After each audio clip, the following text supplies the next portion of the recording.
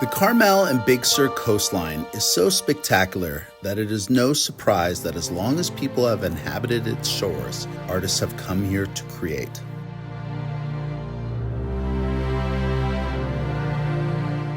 Our most well-known public figure, Clint Eastwood, was so moved by the stories of our Bohemian artistic community that he made a movie about it called Don't Pave Main Street. In that film, he tells us that an exodus from the 1906 San Francisco earthquake forged this area as a creative haven, solidified by the vision of Jane Gallatin Powers, the woman who pioneered this early movement. What emerged over the years since then has become one of the world's most powerful art colonies. The book, Carmel and Big Sur Painters, Bohemian Legacy by Randy Tunnell, captures that story in a spirit that would make Clint Eastwood proud of the continuation of the representation of this incredibly unique artistic history, and proud of what he saw in this coastline is also seen by others. Randy Tunnell has the same vision. With beautiful imagery and a subtle quote on the opposing page answering the question, "Why do you paint?" the book takes on a deeper meaning. The quotes are sublime. Why do you paint? Joy. Painting is breathing for me. Color is my oxygen. Painting is fulfillment of self-realization. I paint because I love it. It is a meditation and exploration. It is a way of sharing the beauty and mystery of outer and inner landscapes.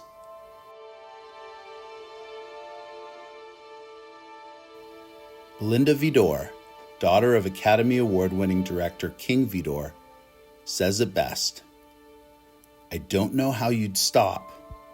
I'll quit when I die." While she and several artists in the book are no longer with us, their spirit remains, thanks to the vision of Randy Tunnell and his book. Wow, what a powerful set of images. And I really think that every time I see the Carmel artists together, assembled like that, it really brings tears to my eyes. You did an incredible job. Wow, well,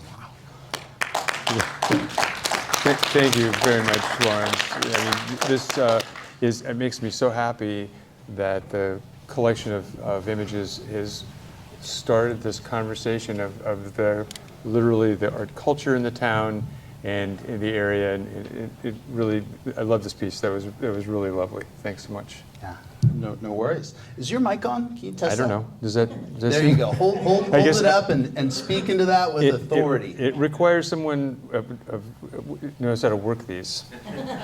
So my first question, I'm just going to start this off.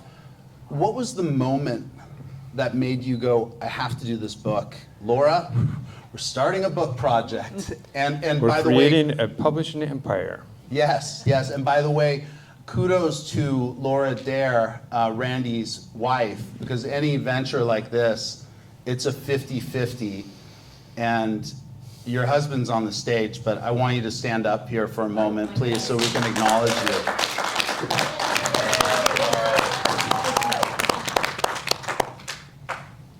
Yeah, what was that moment, though, when you decided to put this together? Well, let's go way back. I think this is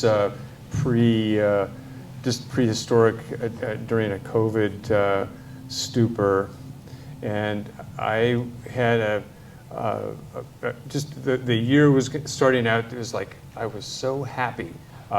Everything was laid out just beautifully for that year. I had a gallery show that was ready to start on March 14th, and that's the day that we shut everything down. And so I, as a commercial photographer, then became unemployed just pretty instantly.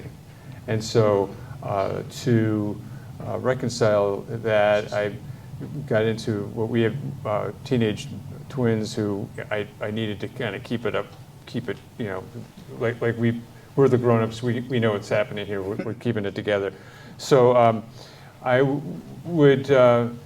We live in Carmel, and so I would get up and I'd go down to the garage, do a workout, take a shower, grab a camera, and walk into town, and I'd post a picture every day, and it was to keep me engaged and just to keep myself in a good headspace. So I'd get a picture, I'd post a picture, 5 o'clock, I'd have a beverage, then I would do it the next day. And so I would do a post every day. And one of the wanderings that I had was into an art gallery in Carmel, and I did a portrait, and it felt really nice to be around a creative, and it just grew from there. I just felt like this is where I want to be, and I would literally just drop in on galleries on Dolores and introduce myself to Johnny Apodaca or Joaquin Turner, and they were so gracious and willing to be in a picture, and I just started a little momentum there, and it turned. And then I had 25 portraits, and we decided, well, let's show these, and we had an exhibition at the Carl Cherry Gallery, and then from there the images, large prints, were put on easels in the Devendorf Park to be a centerpiece to the Meet the Makers Art and Wine Walk.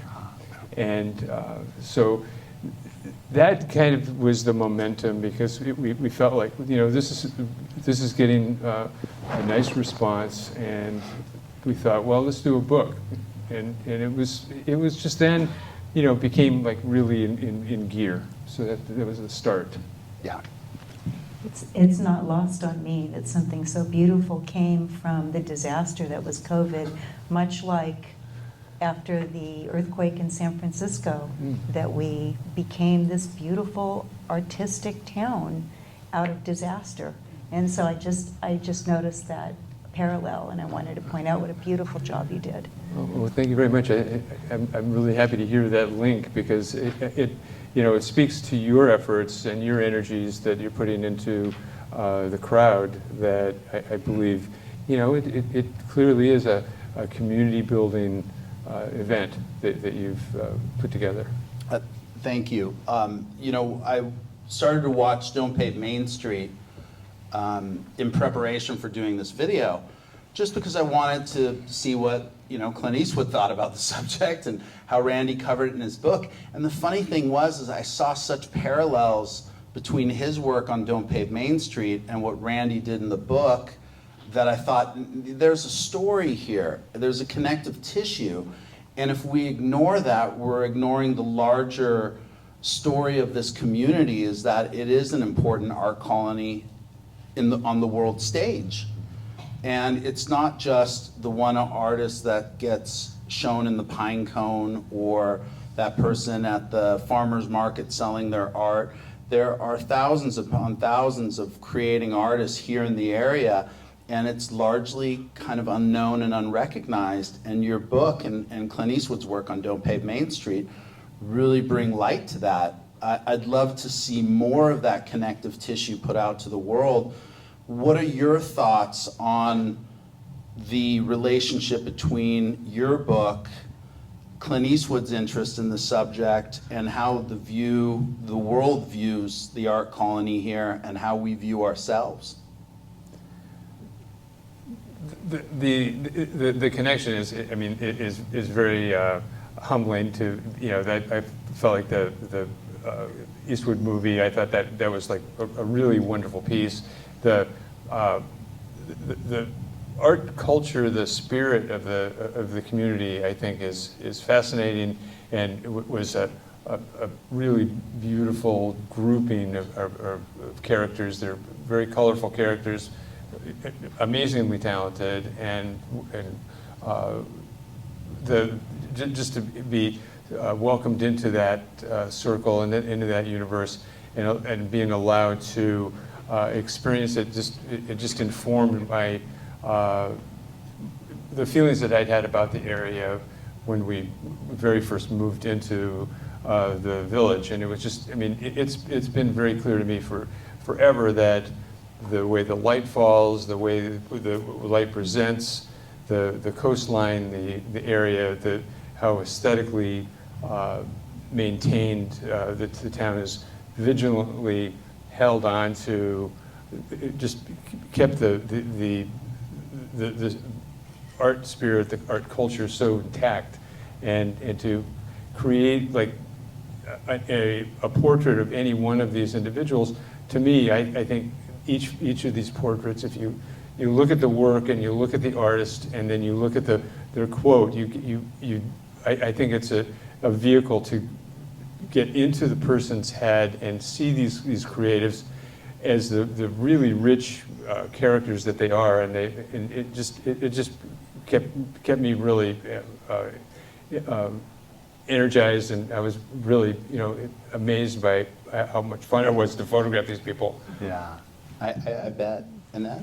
It's just wonderful that you found such a passion project to keep you focused during COVID, Yeah. and to build something so positive and document what's happening here in town. It's just really amazing what you did, Randy. Well, thank you, and it does feel like a time capsule that is, it became like, well, a portrait study. Photographing human beings has always been my favorite subjects, and then to narrow it down to a very specific discipline, it became, I think, more than a book. I think it's got an enduring, historical, meaningful, graphic nature to it that I think is like a time capsule. Very much.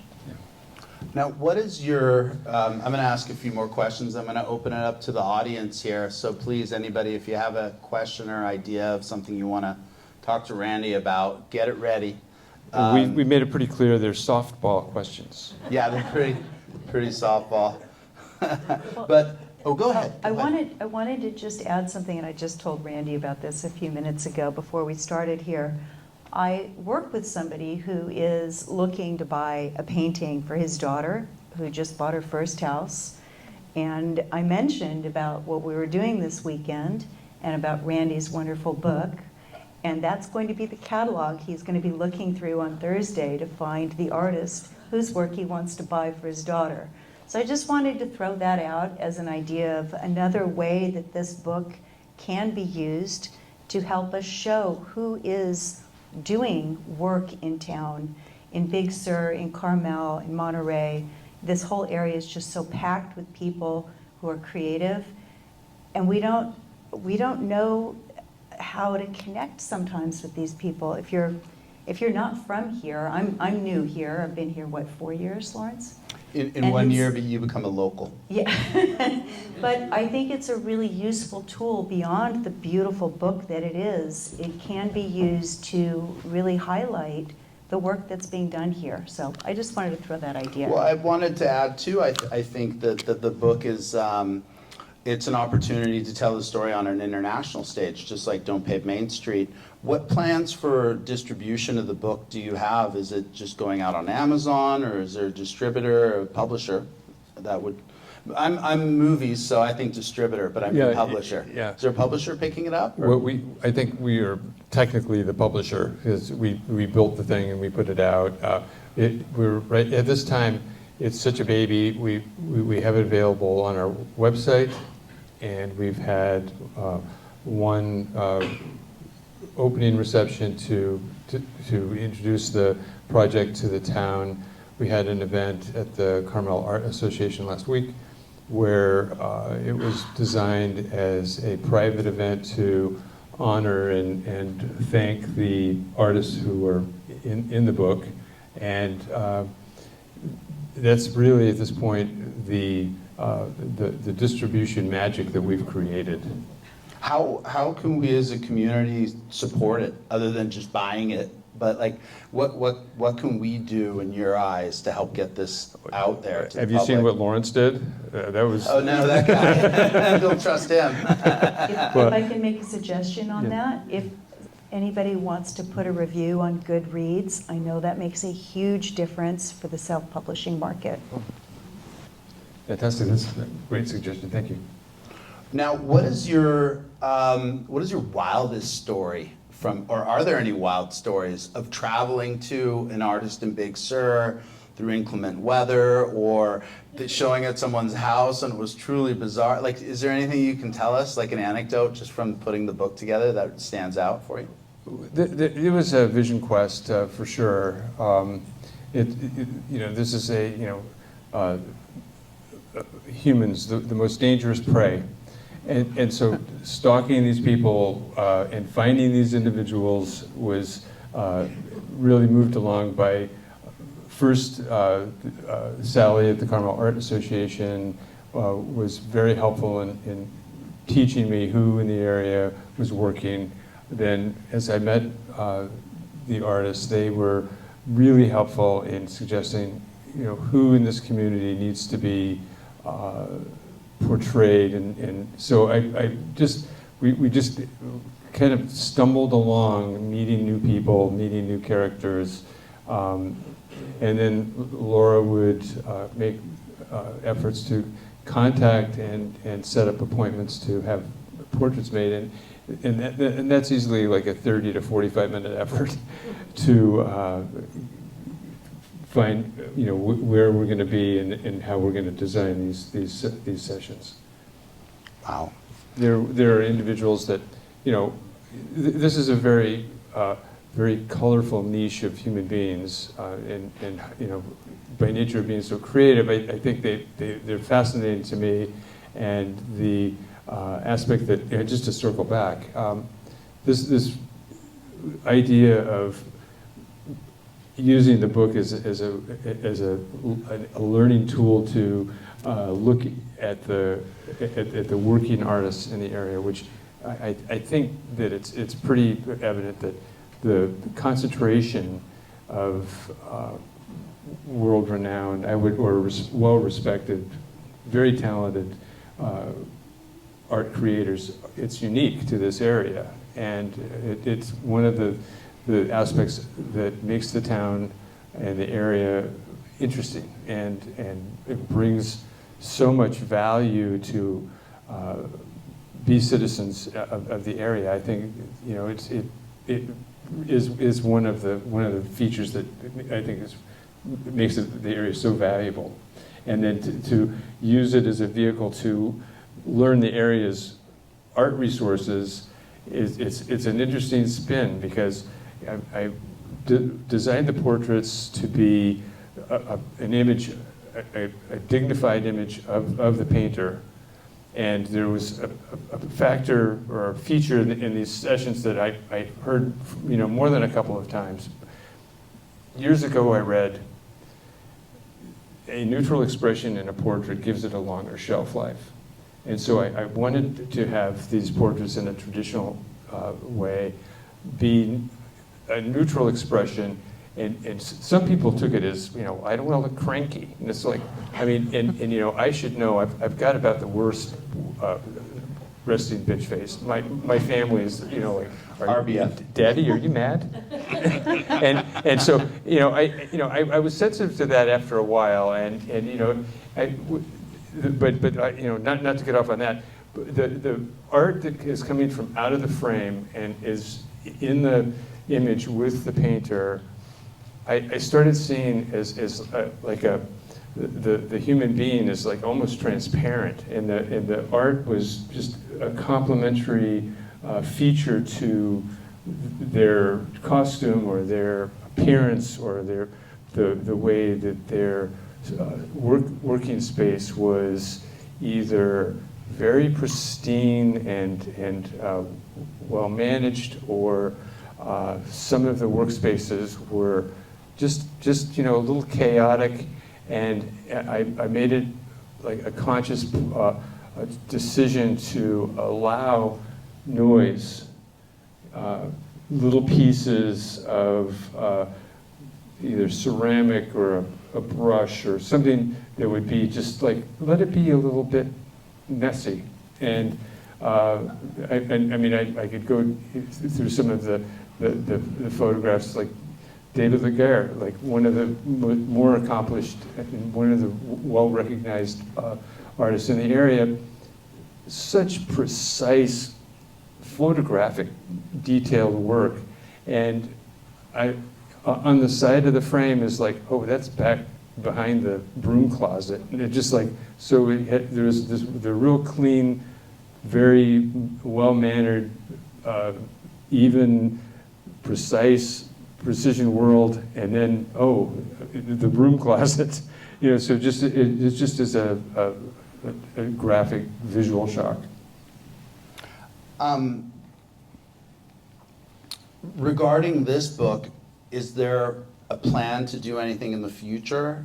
Is this now a series of pieces that you're going to do, or do you have anything planned after this? Oh, boy, I mean, I would like nothing more than to have my life and my point in my career be like the gentleman photographer that just wandered from art studio and just workspace after. I mean, it would just be like, that would be a dream. There was a point where we were doing 2 or 3 portraits a week, you know, interspersed with just, you know, making a living. And, you know, it was really just like these journeys. I mean, there were a couple of days where I'd go down Highway 1 and drive, you know, along the coast, and then turn a hard left, like up into the mountains, and just like, you know, 25 minutes on dirt roads, and just like finding where you people lived was just like a freaking adventure. I've never felt like such a townie, just like clinging to the sides of mountains. It was just like, you know, really an amazing project. So I mean, yes, I'd like to do, you know, the next 200 painters, you know. I mean, but really, I think, to be more serious, Jackie Atchison, when we were very first discussing this project, she goes, "Oh, well, your next book will be artists of the Monterey County." It's like, it would open up the net to be inclusive of all disciplines. And, you know, as grand and as the scale of that kind of a project would be like more than welcome. So I think that, I mean, even though the ink is not dry in this book yet, but I think that would be like a wonderful exercise. Well, if I may, the Monterey County artist book would be tremendous. And I think it almost begs the discussion of how we view our art colony here. Growing up in Carmel as a young kid, skateboarding around town, I largely would laugh at some of the galleries in town because I could just recognize this is construction line artwork, a few of them. But then I got really drawn into the early California Impressionists, and then I saw Ivan Earl, you know, and as a young kid fell in love, and then started to really gain an appreciation. Then as I got older and got into filmmaking and I started working for Mr. Eastwood, that's when I saw Don't Pave Main Street, and it blew the top right off of my head. I was like, wow, what is this here? I didn't realize we had this artistic history. And so I think part of the reason why we started the crowd was I saw that connectivity and I didn't see people recognizing it. And when I started getting the artists together, I started talking to people, and they would say, yeah, there's thousands and thousands of artists here, and fantastic artists. They're not represented by the galleries. There's 24 galleries in Carmel, but there's 2,400 artists living within a mile of the place, you know? And so I see that there's this dichotomy, and I see that there's this untold story, and that your book lands firmly right in the middle of that. And I just see that there's so much more of a deeper story to our art colony, and that it's not Pacific Grove, it's not Carmel, it's not a town, it's the entire peninsula and the coastline with Big Sur included. Do you feel that I'm correct in that assumption about that quite possibly there might be more artists here per capita than most other places on the planet?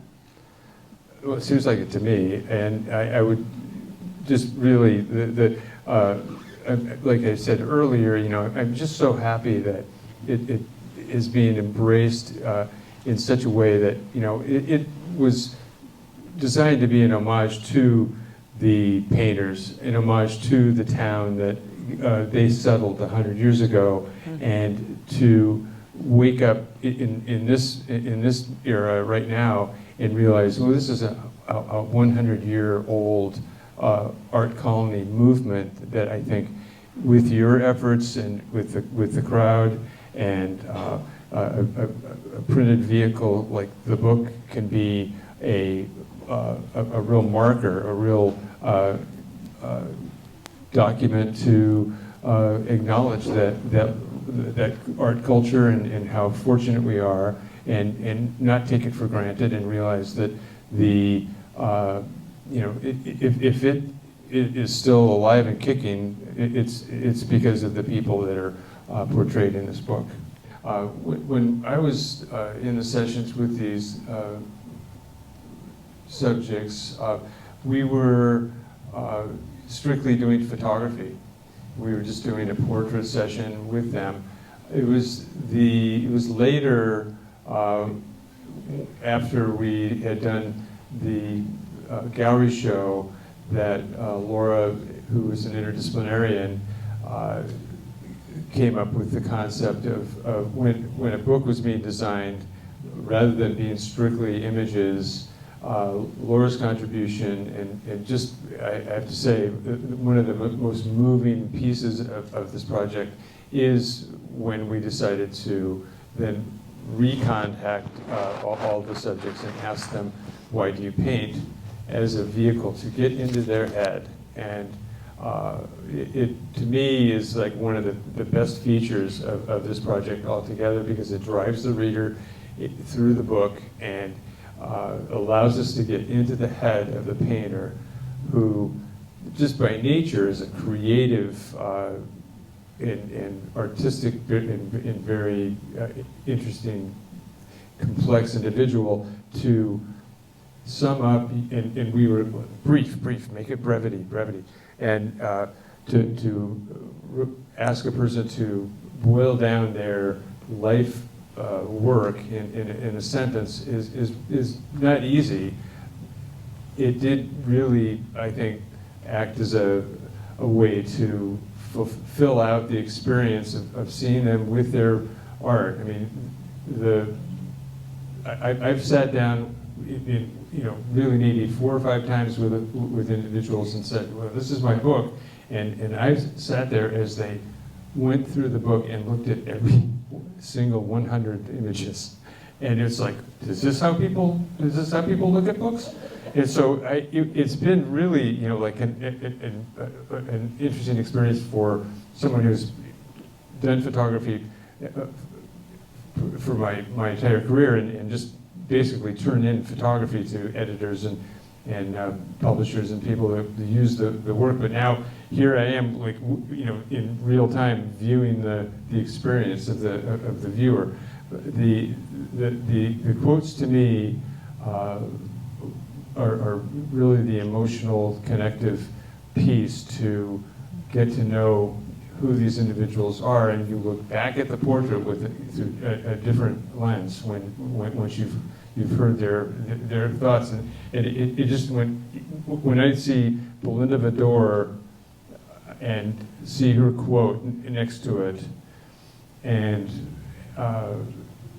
remembering her spirit, and I was, you could tell just by looking at that photograph that I was really enchanted by the space. I mean, this is a compound that she grew up in, and here she's an elderly, mature lady, just looking like an angel. And when Laura interviewed her and asked her, why do you paint? And just, well, I mean, she just lived it right to the very end, and it was just a really, historical and just inspiring nature of that kind of an event. And since we started this project, we've lost 5 of these painters, and it just drives home the historic nature of and historic importance of creating a piece like this to really try to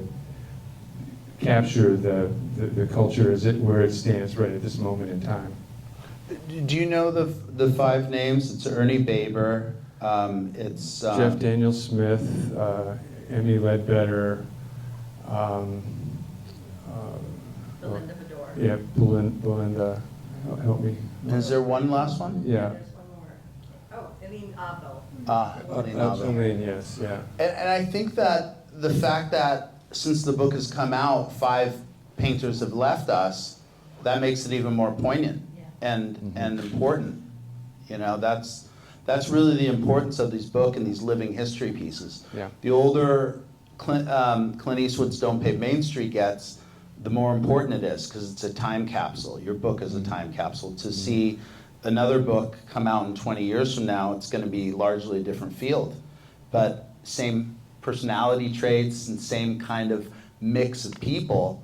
And just to know that those people passed and they're recognized is incredibly powerful. And carrying on that spirit, I mean, when Laura and I watched Main Street, I was like, oh my God, I'm so happy to be living here. This makes me so happy, So the spirit and the energy and the personalities, you people, you know who you are. I mean, just like Stefania, like the embodiment to me of the same beautiful, pure, creative energy that these knuckleheads that came from the earthquake and decided, oh, let's go to a really beautiful place now. I mean, so it carries on the charm and the aesthetic and the creative energy that has been here for 100 years, uniquely here. I think it's just like, there are other communities with artists and painters and stuff, but I believe that there's a really unique nature to the area, and hopefully, well, I feel pretty confident that we build a historical document that, in 100 years from now, when we make the next book, it'll be, it should pretty much, with the drive and just how genuine and earnest the efforts of everybody that's working now. It's in good shape. It's maintained. It still exists here. There is the issue of we do need to feed and nurture and care for the individuals that are that piece of our community. I'm not sure, but it could possibly be at risk. But if there were to be a neglect where galleries are unable to maintain high rents or artists aren't able to live in the area, the vacuum that would leave, I think, would be devastating. That's why I feel that this is so important. The story of our colony in the Monterey Peninsula is important on an international stage. Because, look, we have a certain amount of people that buy art here on the peninsula. It's fantastic. But when the world knows and they come here for art, and they know the story, that's when we really benefit. It's our art colonies, commerce with the external places of the community that really bring money into the area. And it's the beauty of the area that raised the real estate prices and made the area inaccessible. But I do feel that there are ways to combat that. And what do you see in terms of the future for the art colony? I mean, is it going to get, Carmel, the real estate prices are still going up, same with the Monterey Peninsula. Do you have any ideas on ways to keep the artists around here other than just doing this book and trying to create some commerce for them? softball questions. That one was sent in by The Economist. I'm just the monkey with the camera. You know, I think that there's an issue there. I think I'm doing all I can, you know, to remain in the area and create like a life. But you know, it's not for sissies. You know, these people who, I mean, I'm not exactly sure which painters we have. I know Jenica and Stefania and Andrew. I mean, these are individuals who I don't think would give up a brush. You know, I think that there's like a, you know, we'll live in a cardboard box. You know, we're all, I mean, and when the more I studied investigated this concept of the Bohemian styling or lifestyle, you know, it's like I realized, you know, I are one. You know, it's like I've been doing this for decades, you know, and it's like I photographed everything you can even, it's because I wanted to be able to. I'm working with a camera, so you know, I'll photograph anything you want. So I know that there's a very determined nature to the inner core of these artists that I don't think they're going anywhere, but you know, we could take better care of them by honoring their role in what makes the area celebrated and acknowledged as universally as it is. I mean, I don't know what the answer to that is. I mean, you got me thinking too hard about this stuff. But you know, it's like we're just going to keep doing our best, and you know, I guess it would be charge more for each canvas. Would be, you know, just keep producing and keep creating. I think it was probably a year and a half or 2 years that to, you know, get everybody photographed, and then once all the photography was done, we then, you know, decided, well, let's learn how to make a book, and that was like its own, you know, like I had months of that, so a couple of years. Like when I said earlier, you know, I'm just so happy that you know, we enjoyed building this project and doing the photography of you people, and I don't mean to, you know, like it's such other, you know, but we're not subjects, you are. And so the way that this is being acknowledged is really gratifying. The Monterey County Weekly will have a piece coming up. The Carmel Chamber is doing a ribbon cutting next week. We're getting, you know, like people are really embracing this as a community and cultural entity. I mean, it's been really well received, and we just couldn't be more pleased. I mean, none of the artists that we asked to be in the book said no.